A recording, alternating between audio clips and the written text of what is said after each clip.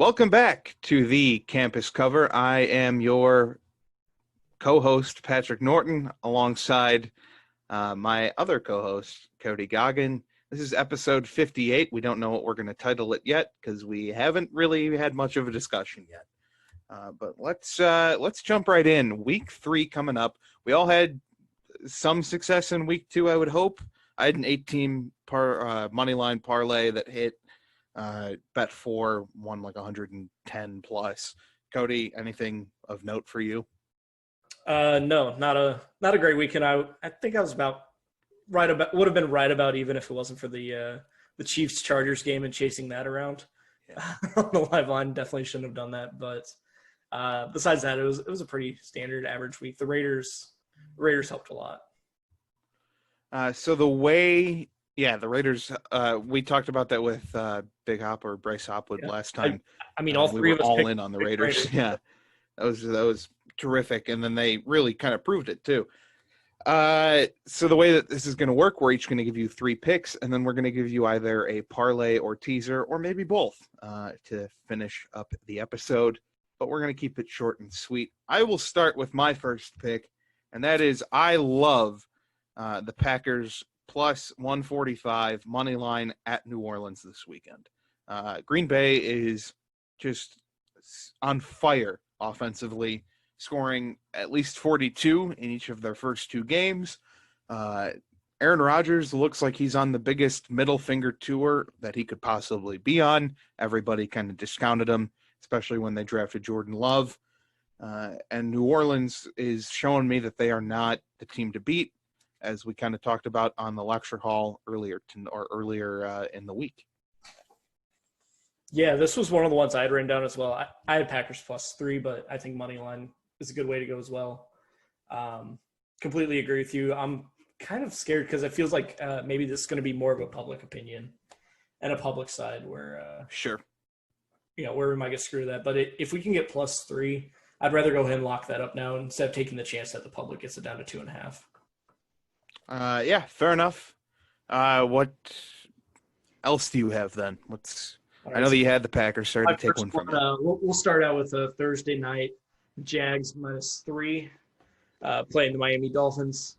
The Jags have shown us, I was pretty out on the Jags coming into the season, but over the past 2 weeks now, both with beating the Colts and then keeping it close with the Titans towards the end of the game, they had a rough start, still end up scoring 30. That I think looking at the Jags, like their offense can move the ball. We just saw Josh Allen throw for 400 yards against the Dolphins. So I don't expect their defense to get in the way of Jags at all. So for that reason, I like the Jags by at least 3. Minshew should have put up numbers. And a little bonus one there, if you want to throw a little parlay, I like the over 47.5 in that game as well. We should see a good amount of offense. Yeah, the only thing that's holding me back from hitting that 47.5 is because I don't think that the Jags can get there on their own, but I also don't think that the Dolphins are good enough to really hold up for 16 points on their own in the bargain. To show how bullish I am on the Jags, I'm not going to say that the Jags can't get there by themselves, but they could get pretty close. All right. The Titans Colts have far superior defense. The Jags put up 30 on each of them. Yeah. We'll see, but yeah, we both had so the way that we did this is we both wanted to at least have 3 of our own, and so far both of ours. I had the Packers, you took the Jags, and those are 2 of my 4 that I have written down. Hey, I mean, there's only so many winners out there, so sure. I love it. I'm going to then. You're thinking about the over. I'm taking the under 45 in the Texans-Steelers game this week. None of those offenses necessarily impress me.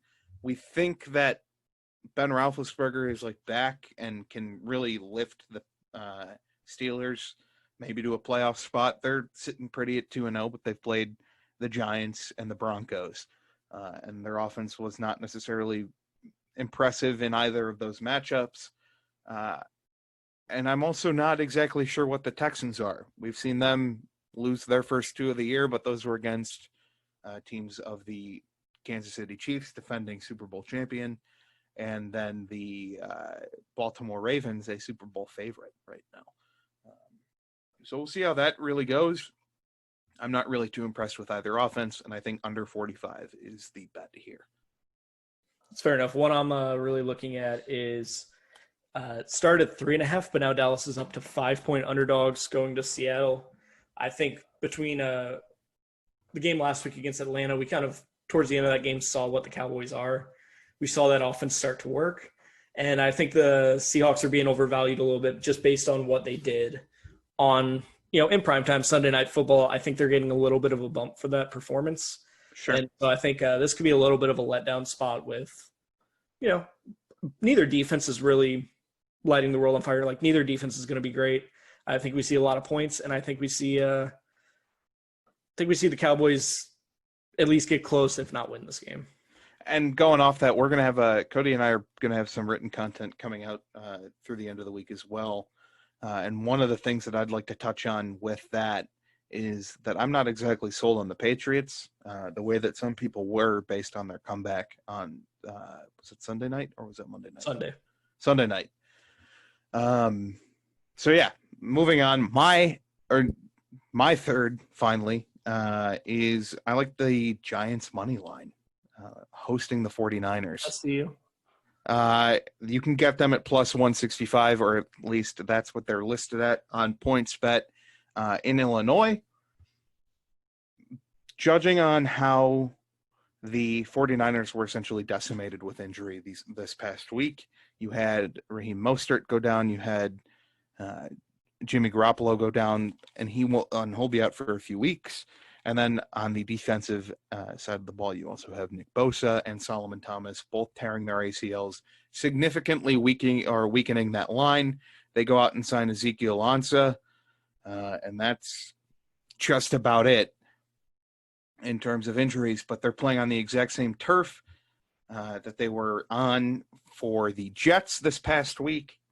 They beat up on them, but this is going to be a different game from the opening kickoff with the Giants, who also lose Saquon Barkley to a torn ACL, but I genuinely think that you have some significant value with the Giants money line. Don't hate it at all. My last one, I'm going to go with Panthers getting 6.5 in LA. I think what we saw from the Chargers last week was their good defense, and I think they kind of caught the Chiefs and the Chiefs' bad defense by surprise a bit with Herbert.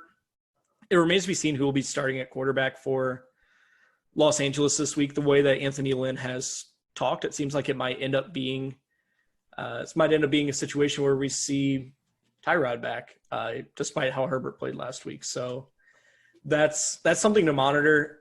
With that possibility, I like getting it now at 6.5, with the possibility that Tyrod may end up playing, and we see a lower scoring Chargers offense. And I think this is a game that anyway Carolina could keep it somewhat close and a somewhat respectable score where they may not win the game, but they could keep it within a possession. So 6.5. If that gets to 7, I like it even more. But I would take that earlier in the week, just to factor in the possibility of Tyrod getting in and that moving, maybe closer to 4.5. Sure. So those are our 3 best bets for the week, or for week 3. Now, I'm going to go into a little money line parlay because I was so successful with it this past week, and I'm never going to stop bragging about it because I'm so proud of how well I did. Yeah, they work. But when I do a parlay, I'm typically just using money line. I'm never really going to ever bet spreads or over and under, just because it gets a little too hairy for me, and then I'm relying on too many different factors. But from what I've seen, I can get the Jags money line, the Titans money line against Minnesota, in Minnesota as well, when Minnesota looks god-awful. The Indianapolis Colts, as well as the Arizona Cardinals, and then the Green Bay Packers, where that's also a valuable pick with them visiting New Orleans. You can get that for nearly 10-1 odds. You can get it at plus 1,007. Or it is 10-1 odds. However, I'm going to get a little bit more interesting, and if you take the Bears money line as well and tack that on, you get it at close to 29-1 odds. Oh wow! You get